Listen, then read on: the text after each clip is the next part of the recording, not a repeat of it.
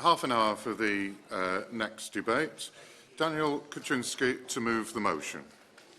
Thank you very much, Mr. Stringer. It's a pleasure to serve under your chairmanship. Before I start to outline the concerns that we have over government support for paying for adult social care costs in Shropshire, I'd like to put forward two historical contexts to try to explain to the Minister a little as to why and how we have got to the situation that we're in at the moment. In 2004, the Labour-controlled Shropshire Council increased council tax in 1 year by 16.4%. That was the year before my honourable friend Frederican and Ludlow and I were elected for the first time. And I'm sure that they will recall, as I do, the palpable anger, fear and frustration from many people on low fixed incomes when they had to face a massive tax increase in that year of 16.4%. We, therefore, when we came into office, incentivised councils to freeze council tax because there had been so much frustration and such a backlash against these massive increases, not just in Shropshire, but as the Minister will recall, in Labour-controlled councils up and down the country, double-digit increases to council tax. Our local council then, by this stage, had become conservative in 2005, decided to dutifully follow that advice. And they froze council tax not just for 1 year, but froze council tax for 7 years in a row. Clearly to the delight of local ratepayers. But what they are telling me now is that the government did not fulfil adequately the shortfall of the revenue that they inevitably had to face as a result of these freezes. The Minister may correct me if I'm wrong, but my understanding from Shropshire Council officials is that the support, the additional support that was envisaged to come from government tapered off, and it tapered off much quickly in a way that left the council not having this additional support, which they estimate now to be in the region of £20 million per annum. The other thing I wanted to say briefly is that let's not forget, and I know that Labour shadow ministers always criticise for repeatedly referring to their management and stewardship of the economy, but let's not forget that in the good times, the Labour Party, when they were in office, borrowed £50 billion a year. They sold off our gold reserves at rock-bottom prices. They put all these new hospitals on PFI contracts, which we will be paying exorbitant interest rates for decades to come as a result. So when the financial crash came in 2008, the kitty was literally bare. And I'm not ashamed of repeatedly referring to this. It's something that, people forget about. But the sheer gravity of the situation that we were facing when we came to office, the Minister will remember we were borrowing as a nation in 2009, 2010, £152 billion a year. I will give way. I'm grateful for my honourable friend giving way and commending on securing this important debate. Does he agree with me? It's not only the financial pressures on Shropshire Council, but also the domino effect of the under-provision of social care in Shropshire on the acute trust and how that's impacting on A&E waiting times. And finally, does he agree with me that there needs to be a cross-party consensus and national working together to come forward quickly, not with another review and another review? We've had lots of other reviews. We know what the problem is. Now we we need to have solutions. It has to be done on a cross-party basis, but quickly. I thank my honourable friend and neighbour for that intervention. I couldn't agree with him more. So when we came into office, of course, we had to rein in expenditure, and all government departments had to have cuts. And, of course, the cuts that were made to local government have, of course, adversely affected our own council. I'm pleased that the annual deficit that our country is now running is less than £28 billion a year, down from that £152 billion a year that we inherited. But now that we are getting the finances under control in a more sustainable way, I would really urge the Minister to take the message back to the Treasury that we need to start increasing public funding to our councils for them to start to meet this huge rise in demand for adult social care in our county. And I'll come on to explaining why Shropshire is uniquely affected in this regard. Yes, very quickly. And while it's absolutely the case that adult social care is very important, and Shropshire is also important in other parts of the United Kingdom, but the Northern Ireland as well. But one thing that is in my mind, does the honourable member not agree that we need to attract more workers into adult social care, because there seems to be a dearth of them, and help them to understand how rewarding it can be to really make a difference in the lives of a vulnerable person? And does the honourable member believe we can do anything in this place to see this taking place? In other words, encourage more adult workers to be involved? Yes, very much so, and I'm sure some of my colleagues from Shropshire will take up that point in interventions. But I'll just make a few quick points before I take another intervention. In 2017, during the election campaign we went through then, we gave the impression to the electorate that somehow they would have to sell their homes in order to pay for their long-term care. I have to tell the Minister, the level of bewilderment, frustration and anger that I came across on the streets of Shrewsbury from this announcement, I've never come across before or subsequently. Whoever came up with that policy for the then Conservative government really was out of tune with the thinking of many of our natural voters. Even my own beloved mother, and this is the first time I've referenced her in 15 years, Helena, who's a staunch Conservative supporter, said to me, "I haven't made sacrifices all of my life. I haven't done the right thing and paid the right amount of tax and done all the right things for you now to force me to sell my home to look after my long-term social care needs." And I think my mother, Helena, exemplified the strength of feeling across the United Kingdom. I'm convinced that policy lost us the majority at the 2017 general election. It was certainly a major contributory factor. So I'm very pleased that this Prime Minister has indicated that in this Parliament there will be a solution to be found. But we need, as my honourable friend from the Wrekin has said, we need radical, innovative thinking, which has the support of our voters. Shropshire MPs meet with the Council on a very regular basis. We work as a team here. We hunt as a pack, Shropshire MPs, and one of our greatest strengths is the unity between all the Shropshire MPs. And in fact, we're seeing our Council this Friday on the 24th of January, which happens to be my 48th birthday. So I'm looking forward to a few bottles of beer from my fellow colleagues during the meeting. Shropshire lad. But the clear message from Peter Nutting, the leader of our council, and the chief executive, and the other senior councillors, is that this is their top concern. In the last Parliament, we worked constructively together. I want the Minister to know, and she played a part in this as well. We worked together, MPs from rural Shire counties, to get a change to the funding mechanism for our schools. Rural Shire counties were unfairly discriminated against in comparison with inner city metropolitan areas. In this Parliament, it is my intention, and the intention of many others members of Parliament, to make this the #1 key issue.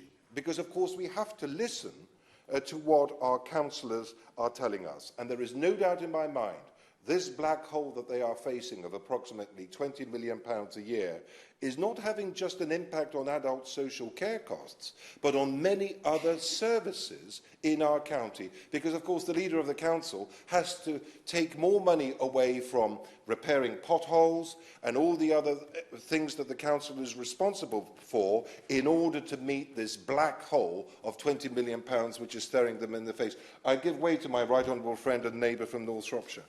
Most great, my honourable friend. Congratulate him on landing this debate and for the powerful case that he is making, because we've all been working, as he said, very closely on this for some time. He very much agree, I think, that it's going to get worse, this. We currently have 23% of our population in Shropshire aged over 65. That is going to increase by 50% to 33% of the population by 2036, against the projection for England on 24%. That's an increase from 74,029 to 110,926. I'm sure, like me, he's an avid reader of the Shropshire Star. And on Monday, there was a headline, dramatic rise in dementia cases, showing that dementia cases have gone up by 57%. And Dr. Karen Harrison-Denning of Dementia UK said, we are going to have a huge increase in population of older people, and one of the main risk factors of dementia is age. There is also going to be a reduction in the number of younger people who will be able to care for them. Would you like to comment on the absolute inevitability this is going to get worse? I will. Yeah, I'll give way to my honourable friend. Thank you. Before he comments, I'd just like to endorse what my right honourable friend has said. In relation to South Shropshire, the population of over 65s is currently 29%. That compares with 19% of the population across the UK and 23% across the counties, you said. So it's particularly pressing in the south.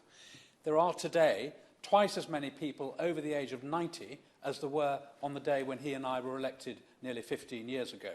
But it's not all gloom and doom about increasing demand, although that is a major problem. Shropshire is leading the way in this country at developing technologies and to try to help cope with this growing pressure. And the Broseley project, I commend to him, which is one of the leading projects in the county and in the country in trying to find technological solutions to help keep people out of admission to hospital or to residential care. And I would encourage him to come and look at it if he hasn't seen it already. Yeah. I'm extremely grateful to those interventions from my honourable friends and neighbours, and I couldn't agree with them more. Of course, actually, Shrewsbury is listed as being in the top 10 places to retire to in the whole of the United Kingdom. Because of the beauty of our town, we have more listed buildings than any other town in England. And so the senior citizens we have a larger percentage of senior citizens as a percentage of total population, and they are growing much faster than the national average. Governments of all political colours have poured money disproportionately into inner city metropolitan areas, whilst leaving us in the rural shire counties as the poorer cousins. And it's absolutely, absolutely vital that we now start to take action. I'll give way for the last time very, very quickly.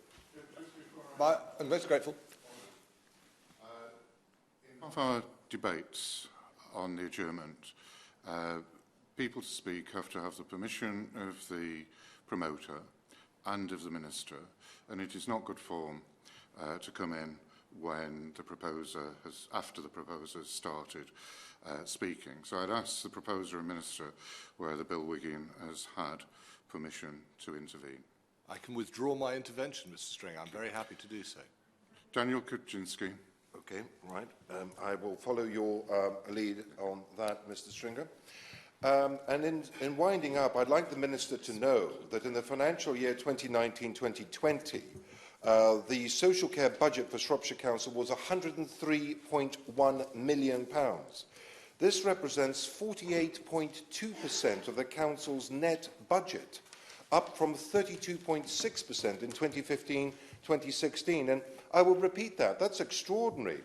So the budget has gone up from a third to practically a half for our council on just dealing with adult social care costs. I find those figures staggering, and my colleagues from Shropshire have agreed with those figures.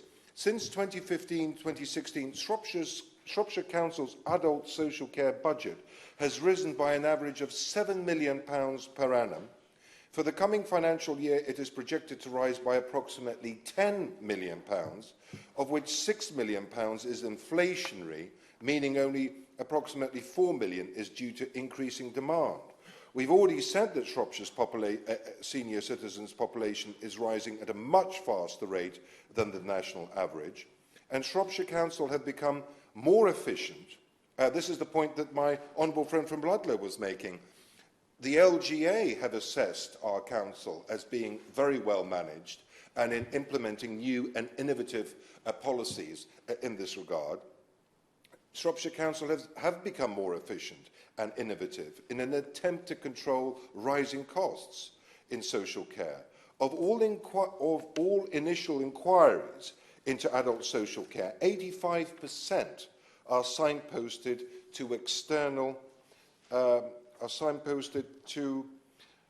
external services. External support, forgive me, are signposted to external support. From the remainder, only 14.8% enter paid services, a total of 2.25% of all inquiries. In 2014-2015, the comparable figure was 32%. The financial pressures on Shropshire Council go beyond single-year budget increases. The most recent available analysis shows that if Shropshire Council were funded at the England average per head of population, then Shropshire Council would have an additional £20 million in its base budget. Mr. Stringer, I'm very grateful to have had the opportunity of raising this issue, and I look forward to hearing the answers from the Minister. I would like to reiterate to her, and I'm very pleased that all the Shropshire MPs from Shropshire Council area have attended this debate. I'm very grateful for their support.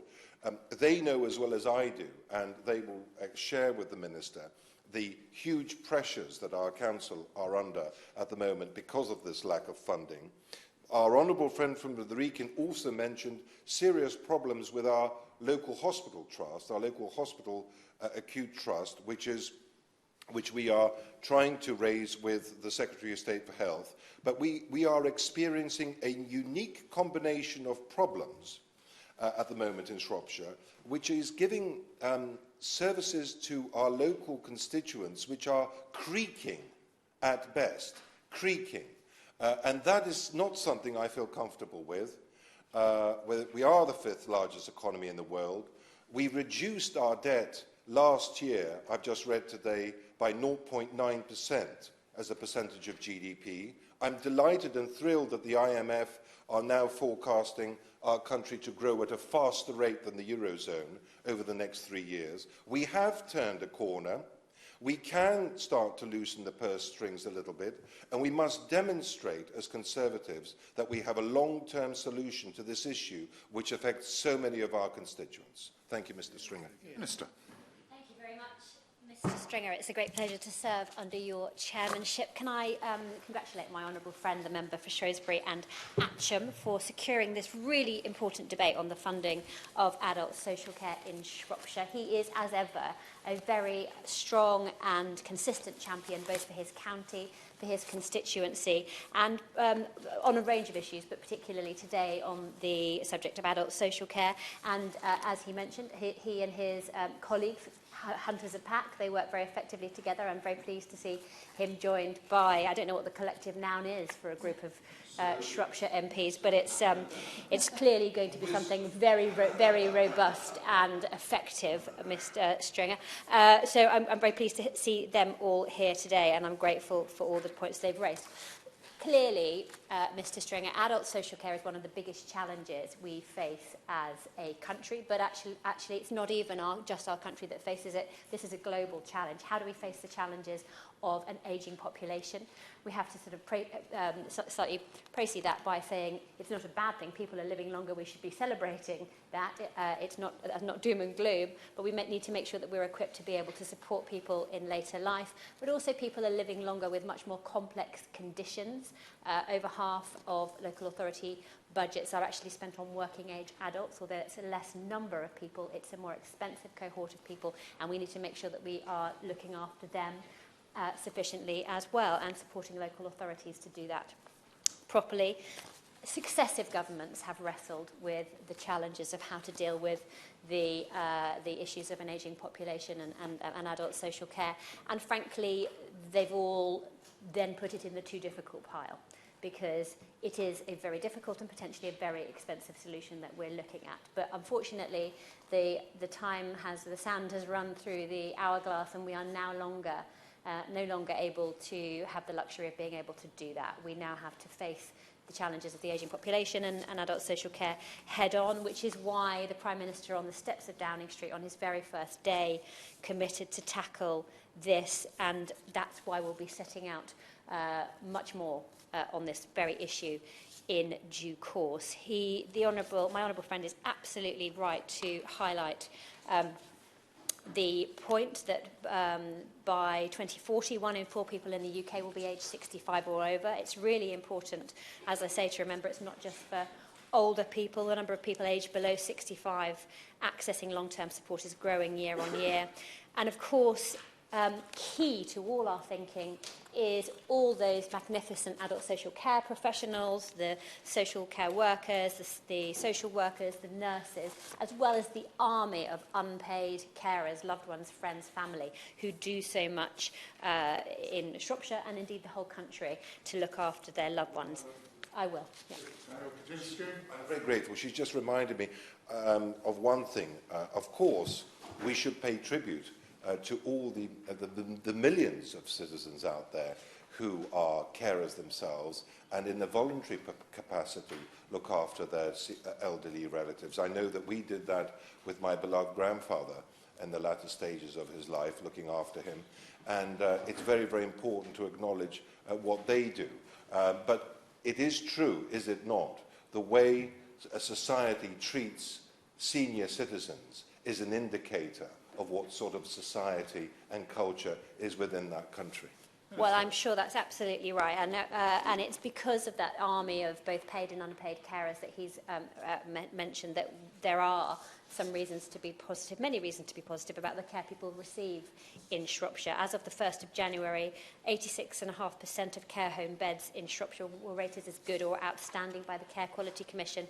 That's much better than the national average. And 90.3% of care home agencies in Shropshire are good or outstanding. Moreover, in the 2018-19 Adult Social Care User Survey, more than 90% of people receiving care in the county reported that they were satisfied with the care and support that they received. But we know that there is still a long way to go. My right honourable friend, the gentleman from Ludlow, spoke about how Shropshire is leading the way on technology. And of course, if we are to face the challenges of adult social care and tackle what might be regarded as a crisis in adult social care, we need to not only look at the funding, but we need to harness all the modern technology. We need to look at workforce, we need to look at modern models of care, look at methods of housing to make sure that we're harnessing the very best in all of these areas. And he was a fantastic health minister, but I also know a brilliant chair or co-chair of the all-party parliamentary group on adult social care as well. I will turn quickly to the issue of funding, Mr Stringer. The most recent spending round last autumn announced further investment in social care for the year 2020-21, giving councils access to an additional £1.5 billion for adults and children's social care. This includes an additional £1 billion of funding and a proposed 2% council tax pre-tax, which will enable councils to access a further 500 million specifically for adult social care. This £1.5 billion is over and above the existing £2.5 billion of existing care grants that were rolled over in the spending review, and is part of the biggest increase in overall core spending power for local government since 2015. That means it will increase by 4.4% in real terms in 2020-21. And some key stakeholders, like the Local Government Association, said, "We are delighted that the spending round has delivered a funding package of more than £3.5 billion for vital local services. It's the biggest year-on-year real terms increase in spending power for local government in a decade." So we know that for Shropshire, the settlement puts considerable new resource into social care. They will receive an additional £7.9 million in funding from the new social care grant. They also receive £11.5 million through the Improve Better Care Fund, which is what drives that integration to try and stop putting pressure on acute health services. And finally, Shropshire will have the opportunity to raise an additional £15.1 million through the dedicated adult social care precept. Now, this additional funding is an important step towards putting adult social care on a more fair and sustainable footing. We recognise that it's really important for local authorities to have security, for have predictability, certainty over future funding for social care. And so that's why the funding beyond 2020-21 will be set out in the next spending review. Turning to the question of Shropshire Council's wider funding that he raised, the government is, he set out actually beautifully the challenges that local councils have faced up and down the country. All government departments and all local authorities had to make very tough decisions to deal with the parlous finances and the extremely high borrowing that we inherited from the last Labour government. And he's absolutely right to talk about how that put huge pressure on local authorities who were also trying to not put up council tax themselves to deal with that. And that's why the government's committed to now undertaking a review of the relative needs and resources. And this review will consider the drivers of local authority needs, the resources available for them to fund services, how to account for these in ways that draw a more transparent and understandable link between local circumstances and local authority funding. For example, in his area, the rurality and the relative size of the ageing population would, of course, have to be taken into account. The government's working very closely with local government representatives and others to examine all elements of the review, Mr Stringer, including adult social care. And the aim is to share the emerging results with the sector very shortly, followed by a full consultation in the spring. So I hope that he will find good news for Shropshire Council in that. I think really I'd like to finish by reassuring him that my department and indeed the government is by no means complacent in this area. Fixing issues with adult social care is a huge priority for us. As the Prime Minister said, this government will deliver on its promises. We will bring forward a plan for social care this year. There are complex questions to address, but we've been very clear on two things. Everybody will have dignity and security, and nobody will be forced to sell their home to pay for their care. The question is that this House has considered funding for adult social care in Shropshire. As many as are of that opinion say aye. Of the contrary, no. I think the ayes have it. The ayes have it. Order.